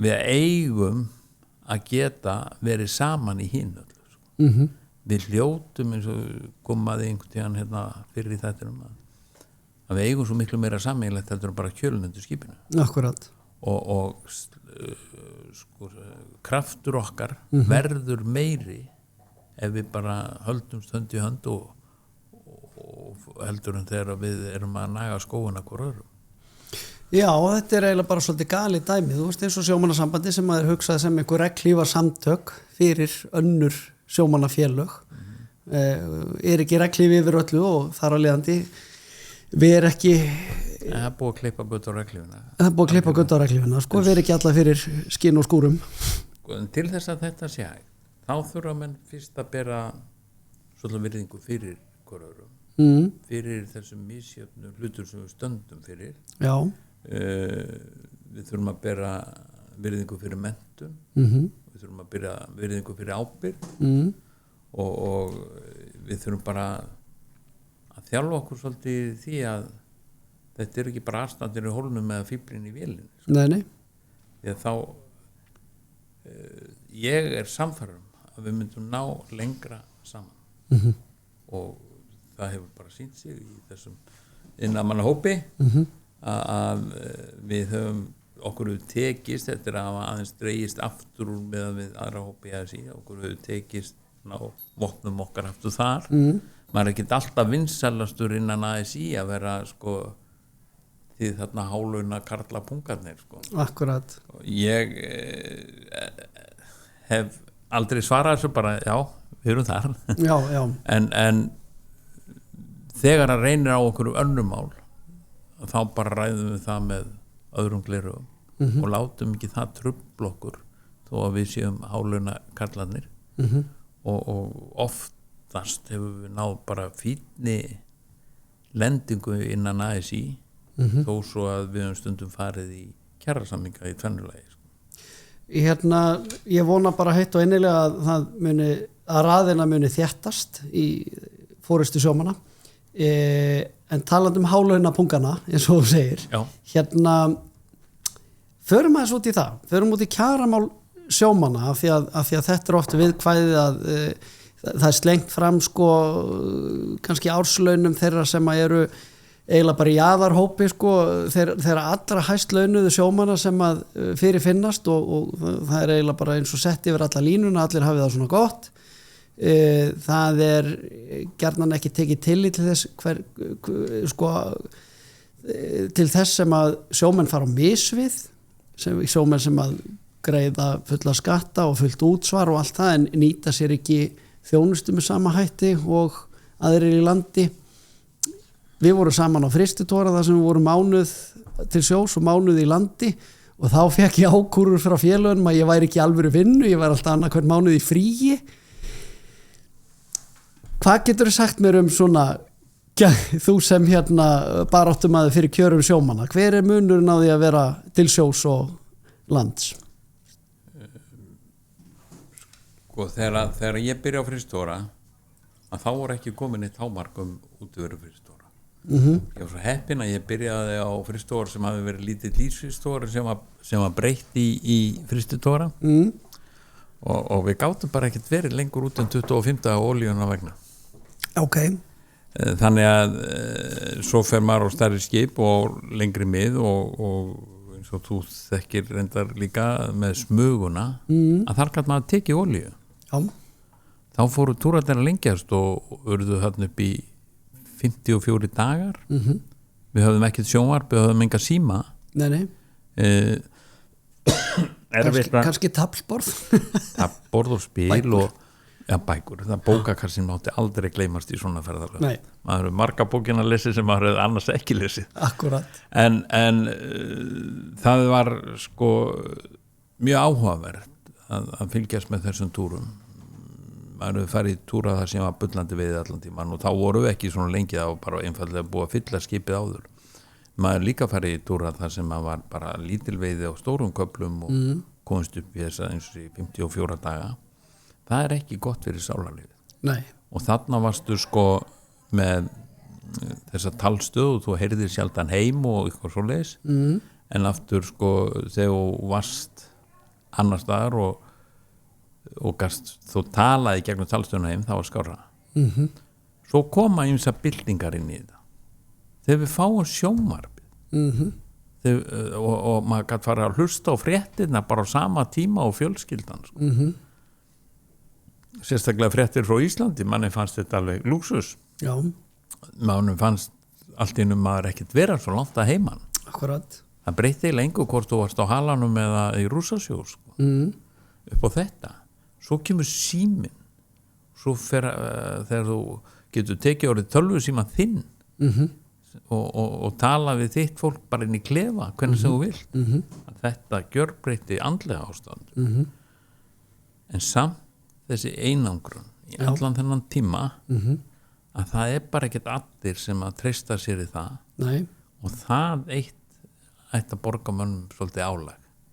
Já, og kannski líka ágætt að benda þá staðrind allan að gagvart mínum félögum sem voru að grínast með þetta. Ég væri annað hvert mánuð bara að mæla göttunar að á meðan þú ert á sjó þá er vinnuvikaðin þín sko, hún er 84 klukkustundir og það sinnum 2 af því að þú ert á vinnustæðnum hinnar 84 klukkustundirna og sko. þú getur sett 84 klukkutímar í vinnu og 84 klukkutímar er bakvægt. Já.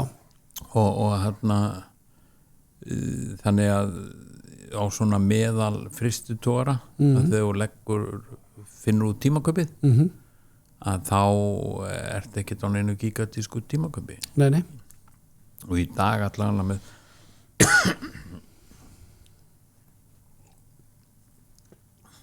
ísfiskskipin að þá veit ég að þeir hafa svolítið verið að tínast til orkufyrirtækjana, vélstjórar sem hafa verið þar. Þeir tala að það sé ekki mikill munur á kaupi. Nei. Það sé aftur á móti miklu meira starfsöryggi og miklu þægilegra kemur upp og heima fyrir þú sért upp í búrfelli, þú farið að fara heim. Þannig að aðstæðurnar eru mun skárið þar og menn eru tilbúnir í það líka að taka tillit til þess. Ég held að það sem hefur gerst allt og mikið með sjómannslaun að það er bara að tala hæstu laun. Það er það sem er. Og þú tekur hérna vertíð á loðnu þar sem að veiðist 800.000 miljón tonn og það er bara allt í lagi verð samt fyrir loðna og þú ert búin að þéna sko janúar, febrúar, mars fram í apríl og þá ert þú búin að þéna sko laun iðnaðarmannsins. En svo koma 2-3 vertíðar þar sem veiði eitthvað 200-300.000 tonn og þú má bara þakka fyrir að ná launum iðnaðarmannsins. Akkurat. Það þarf sérstakka típur í sveiflukendu dæmi. Já, þetta er alveg rosalega munur. Það getur verið 2-faldur og 3-faldur munur í áslaunum sko, eins og sama sjómannsins. Og margir, og það hefur jafnvel aukist að maður hafa fengið fyrir spurningum það hvort það væri ekki rétt að fara að taka bara tímaköp og sjó. Já. Það hefur svo sem verið rætt meira kannski í gannin alvöru á milli þessar aðala langt síðan það var gert síðast en ég man að þegar við sögðum sko að við ætluðum við skildum þá taka sko vélstjóra á fjöllum og þá brostu þeir í LIU og sögðu já við vorum hugsa að hafa trygginguna sem útgangspunkt. Já. Þannig að ég held að það sé engin tilbúin að fari þetta nema í voninu stóratúr. Akkurat. Og ég held að það getur verið mjög erfitt að tína inn öllu álagum, fjarvistar álagið og andlega álagið En hvar standa sjómenn núna gagnvart landvinnufólki hvað til dæmis bara lífeyrismál varðar? Það var nú farið í, þetta var mikið bitbein í síðustu samningum sjómanna, lífeyrismálin? Já, þá voru allir... Á fiskiskipum? Þá var öll þjóðin komin með þessar svo kallahu tilgreinda séreign nema fiskskipamennir. Já. Í þeim samningum sem að menn hafa fengið hækkun lífeyrisgjöld segja mér reyndari menn að þegar hefur verið samið það fyrir landfólk og þá hefur alltaf verið slegið á launakröfum á móti í þeim samningum en já, við gerðum nokkrar stóra breytingar á kjarasamningu sjómanna síðast við hættum að taka einhver kostnaðarhlutdeild fram hjá skiptum og við fáum inn þessa tilgreindu séreign og þá gerist það sama og þegar að lífeyrissjóðurinn var að hækka upp í 10%, 12% að það var svona krukkað eins í skiptaprósentunar alltaf og sjómenn borguðu 1/3 af því og útgerðin 2/3 og eitthvað svo leys og það var gert í þessu tilfelli líka en við fengum þó 3,5% og það er 2% á flestum skipum 2% kaup, reyn auka kaup þar með erum við með allar tölur sem aðrir hafa en við höfum lífeyrissjóðan okkar starfsskipta og við þurfum að borga í lífeyrissjóðan gildi og hérna en aðrir eru í einhverjum öðrum sjóðum verslunumenn eru í líf við erum núna verið að rífast og tala mikið í fjölmiðlum líka að það er þetta viðbótar örorku álag sem að ríkið hefur verið að greiða inn í lífeyrissjóðana og þeir ætla að fara að hætta að greiða að við höfum mótmælt því mjög stíft það eru 5 lífeyrissjóður sem að eru mjög þungir í örorku gildi er einn af þeim Já. við erum ekki bara með í gildi er ekki bara sjómenn, það eru líka 90% allir verkafólki 90% allar en á höfuborgarsvæðinu ég veit að Eflingafólki greiðir þetta allt þangað inn og Hlífarfólki greiðir þangað inn og það þýðir bara einfallega að ef að er dregið af mér hjá gildi 10.000 krónur í lífeyrissjóðsgjald að þá mun það skapa mér svona cirka 1050 kall í eftirlaun þegar það er að kemur Já. ef það er dregin 10.000 kall hjá þeim sem eru í líf sem er lífeyrissjóður verslunarmanna þá fá þeir 1200 kall fyrir hvað 10.000 kall Það er svolítið mikill munur það er svolítið mikill munur Það fælst þá í samtryggingunni á því að hann er þingri gildi á örorku sem sagt Já. og fleiri sem taka út þar og þetta er þingsti sjóðurinn í örorku og út sem sagt örorku greiðslur hlutfall örorku greiðsluna hjá líf er eitthvað í kringum 16% á meðan gildi er eitthvað stærri í kringum 26%. Já, þetta er rosalega munur. Fjórða hver króna.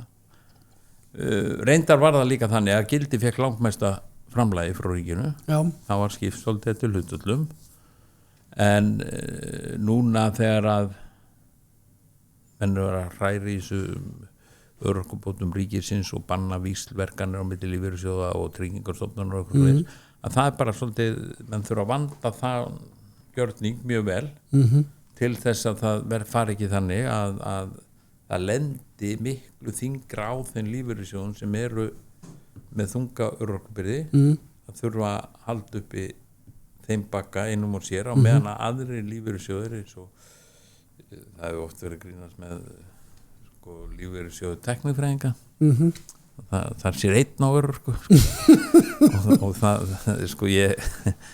þetta er nú kannski meira svona grínsaga en það eru sjóður sem eru með mjög lága örorkubyrði Já. þess það sem að þeir eru með kannski það sem er slitna kannski ekki með sama hætti í starfi já. En og eru kannski sko með örorkubyrði upp á 2% eða og meðan við erum með 26 sko. Þannig að þeir lífeyrissjóðir með breytingum á þessu mótframlegi þeir fóru að fá pínlítið líka sko. Og þeir fengu eiginlega meira heldur en sko en dekkaði örorkuna þannig að þeir fóru að hækka réttindið þín hinna af því að það var afgangur sko. Hver er staðan á þessu í dag?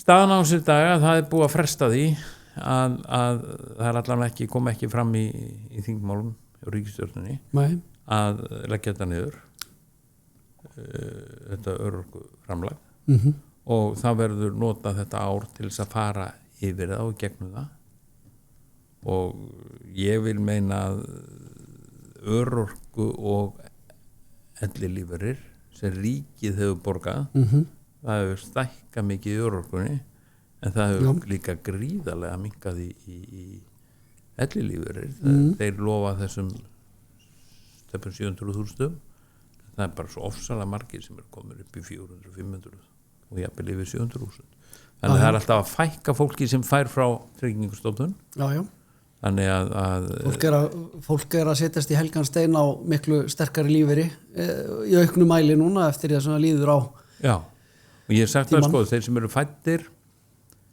þeir sem byrja að taka borga í lífeyrissjóð 1987 þá getur við sagt þeir sem eru fæddir 71 og seinna að það bara stig telur hægt og rólega inn ég þá fyrst fór hérna verðtrygging lífeyrissjóð að telja eitthvað sko. áður bara rýrnaði þetta í lánum en þetta er mjög áhugaverður vingill sem að ég bara svona eiginlega kem að fjöllum ég hef aldrei velt þessu fyrir mig með sko örorku hlutfall í hverju lífeyrissjóði fyrir sig sko. Þetta hefur náttúrulega in the long run tölur áhrif á kjör félagsmanna hversu hátt hlutfallið er það er eins og þú segir sko af hverjum 10 kalli og fóð 1050 tilbaka en 1200 kall í öðrum sjóði og ef að heldar sko eða hlutfall örorkugreiðsla er komið upp í 1/4 og meðan aðrar er með kannski 10% það er mikill munur og hvernig viljum við koma fram við þá sem minna mega sín ætlum við bara að segja við látum sjómennina bara sjómennina akkurat og eins og gildi þar eru við líka með verkafólki hvernig ætlum við að orða það nákvæmlega ætlum við að segja að þetta pakket bara séðum sér sjálf ef það er einhvers svona samhugur með þjóðinni að þá ættum við að geta samennst það að þeir sem að lendi í örorku sem minnsta starfsgetu að við hjálpum þeim við tökum höndum saman að hjálpa þeim en þetta næst ekki nema með samtali og trausti og ég held við ættum að byrja á því sjómannafélögin að mjaka okkur upp í eitthvað farmann- og fiskimannafélagi hvað við viljum kalla þar sem við getum samstilt strengi okkar algjörlega þar sem við erum sammála og náðu svo góðri sáttum að vera ósammála það sem við erum ósammála Nú er tiltölulega nýbúið að semja hérna kjör sjómann á fiskiskipum og reynda líka hjá hérna eins og Hafrannsóknastofnun og Landhelgisgæslunni er ekki bara mál að pakka saman núna eða sérðu fram á það að þurfum að hérna hamra járnið áfram næstu 10 árin, næstu 20 árin sko hvað endar þessi barátta? Endar hún nokkuð tímann? Nei. Hvenær byrjaði hún? Og í gegnum hvaða stríð hefur hún gengið sko við erum ekki búin að semja við Hafró Það er ekki búin að ganga frá samningum við Hafró? Ekki hjá okkur Ekki hjá vélstjórn? Við fengum felldan samning okay. Og mjög þungt að koma því á stað Já. En það er sko við þessi barátta hún endar aldrei og það er sko þessi kjaramál sem við erum að slást við alltaf og eins og bara í réttarsölum hvernig og hvenær á að greiða hvaða hluti að það eru mörg áhugaverð mál sem að þarf að skoðast en það ætti að vera bannað að semja til 1 og 2 ára því að þegar þú ert með 18 kjarasamninga þá ertu stundum ekki búið með síðasta þegar fyrst byrjar aftur og það verður til þess að það er aldrei tími til þess að kafa dýpra, til þess að sjá hvað ragnúarnir eru og púsa þá af þetta er bara stanslaust hlaup. Nú ertu að vera búin að vera í þessu hlutverki í hvað, 8 ár? Ég er að vera búin að í þessu 8 ár Þú er búin að hlaupa hratt allan tíman og eins og þú segir, sko, þú byrjar á einu samningi, gengur frá honum, þá tekur bara næsti við, ég hef séð svona tímalínu eða svona eiginlega prógramið hjá verkalýsfélagi, það bara tekur annar samningu við og það gildistíminn hann er þessi X og svo tekur næsti við, það er aldrei friður. Ætlar að vera friðurlaus 4 ár til viðbótar? Nei og það er svo sem ekki leyndamáli tilkynnti þá síðast aðalfundi að mínu kjörtímabili líkur næsta ár næsta vor, ég býð mig ekki aftur fram til formanns. Ég tel bæði að það sé hollt fyrir félögin að menn séu ekki nánast til ævir ráðnir í jobbið ég held að menn svona verið værukærir það er líka þetta það hentar kannski ekki að vera með menn sem eru komin á eftirlaunaldurinn í þessu það þurfa að vera svolítið baráttublóði í þessu en vegna þess að við erum með stutta kjarasamninga alltaf, vegna þess að við erum alltaf í svolítið slagsmálum við atvinnulífið þegar við leggjum á staðið þetta að þá eru sumir hrættir að gefa sig í þetta því að svo hætta er þarna og alltaf aftur út á vinnumarkaðinn og hverju vilja ráða á þá Það er nefnilega svo erfitt að fá ungt fólk í þetta Það er mjög erfitt að fá ungt fólk í þetta Það er mjög erfitt í félagin sem mér að fá kvenfólk Við erum sjálfsagt með hátt í það að vera svipað hlut allar konum með við konur já, eins og kallar með að kalla já, bara, en þegar þú ert með eins og samsetningu félagsmanna með þegar þú ert með 1,5% konur að þá nærði ekki mörgum konum en við erum sem betur verð með konur í stjórn, við erum með konur í trúnaðamannum og við erum með konur í öllum geirum, það er út á sjó og sem vélstjórar og það er í framleiðslu fyrirtækjum eins og Össur og Marel og álverum og við bara stoltur af því að vera með konur geta unni megni að þessum störfum ef ekki allt einstakar sinu lendur í því að það þarf lyftingur sko en við höfum taljur og lyftur og alls konar dót í dag sem geta hjálpa okkur við það þannig að ég held að konur eigi alveg sem að ná kallmenn sko. En hvað sjáum við þá af Guðmundi Helga að kjörtímabili loknu? Er það að fara að vinna í forgjöfinni eða er það að fara að vinna í pólitíkinni? Ég er ekki að fara að vinna í pólitíkinni ekki allavega ég sé að fara að hella mér í það maður hefur nokkur áhuga mál og eins og þú veist að þá er ég varamaður hjá ykkur í sjómannadagsráði ég er mjög spenntur fyrir að rýna nokkur mál þar betur og reyna að koma því á framfæri að koma því á framfæri við bæði þjóð og þing því mér finnst vantar svolítið að við ætlum að vakna og gera einhverja fyrirbyggjandi aðgerðir í tíma sko. Já, berjast fyrir góðum aðbúnaði aldraðra og sko við þekkjum það eins og á sléttu veinum þar sem að menn eru geta leitt af okkur íbúðir verið alveg sjálfstæðir og svo hægt og rólega þjónustu ég bara það í þetta ætti ríkið að styrkja mjög mikið því að í hverja svona íbúð sem kemur sæmilega sprekt fólk sem er tilbúið að minnka við sig og kannski taka þá hluta lífverðunum sem var festur í íbúðinni í að gera eitthvað skemmtilegt þetta losar líka aðrar íbúður sem að annað fólk vill fara í sko. Þannig að ég bara að vera með þetta koncept línulega sko. það við eigum að njóta ykkur forgangs í að fá peningi þetta, alveg ekki bara sjómannadans og allir sem er að vinna að þessu málum. Við erum að fá fólki eldra. Ég var daginn því að við gefum öllum vélstjórum afmælisgjöf á heilatögnum frá 50 en ég fer persónulega og færi þeim að þegar voru verða 100 ára. Já. Og daginn var ég að færa manni númer 2 minni tíð sem náði 100 ára aldri og þetta er svona með því skemmtilega sem maður gerir. Já, ég trúi því.